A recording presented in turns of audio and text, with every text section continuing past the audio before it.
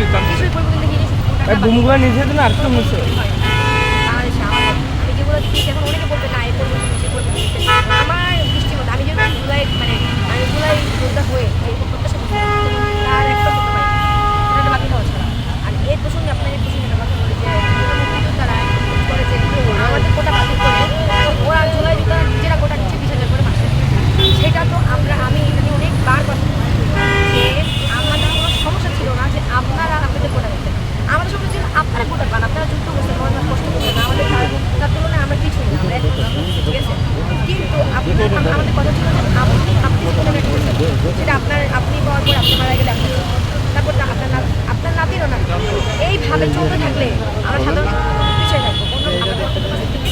কমায় আনতে। সেখানে আসি না কি করলো আমাদেরকে আমাদের স্লোগানই করছিল যেমন হচ্ছে আমাদের বিএনপি এত সাহস করতেছে আর সরি হাসিনা তো সাহস করতেছে বিএনপি কারণ বিএনপি ওর পক্ষে আছে যদি ওই যে বিএনপি বলে না গণতান্ত্রিক কি হবে না গণতান্ত্রিক নির্বাচন হবে না যদি আমি না কেন বলতে পারবো। আবার বলছে যে ওদেরকে আমি নিজের বড় বড় নেতাকে ওদের দল ডাকতেছে কোনো সুযোগ নেই কেন আমরা এভাবে না মুখ তো ঢেকে যাচ্ছে আমরা মুখ ঢেকে গেলে আমরা নিজে কীভাবে ঠিক হয়ে নিশ্চিত করে দেবো। এই যে ওনারা যে বলে গণতান্ত্রিক খাবে নির্বাচন হবে না আমরা কি আমাদের কিছু তো করি নাই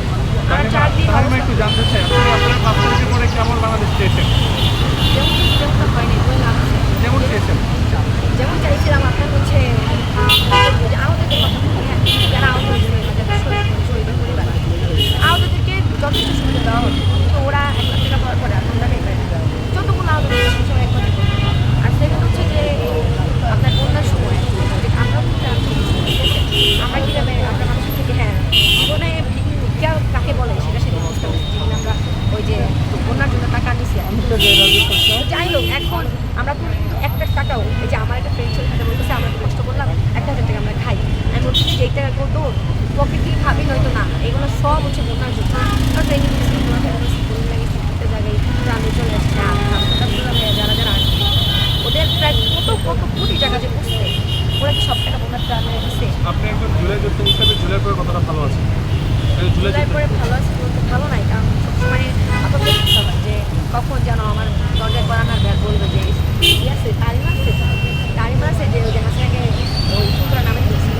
বিএনপির এই কাজটা করি কেন বিএনপি ক্ষমতায় আসলে আমাদের রাস্তা দিয়ে কিন্তু আজকে যারা ওই যে যারা সময় টিউশন করে সংসার চালাইতো তারা এখন যাই হোক সেটা নিয়ে আমার কোনো সমস্যা নেই তুমি চাল যেটা মানে যে পরিষেবা সেটা কাজ করতাম জুলাই যে আমরা সেখানে আমাদের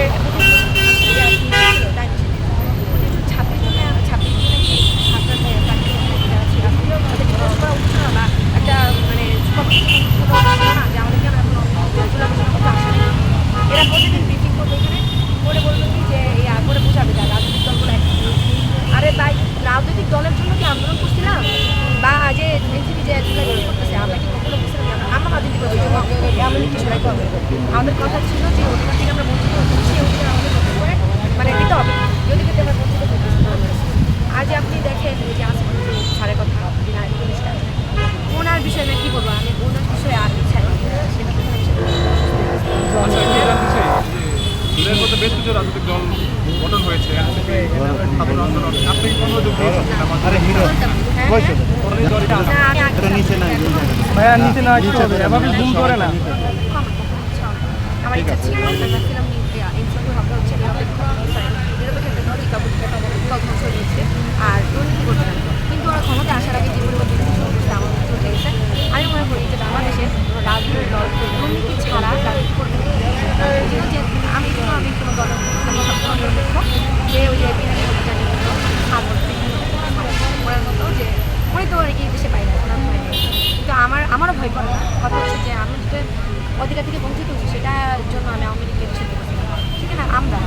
সেখানে আমার বিএনপি চিন্তা করতেছে ওনাদেরকে আমি আগে ওনাদেরকে আপনাদের আরও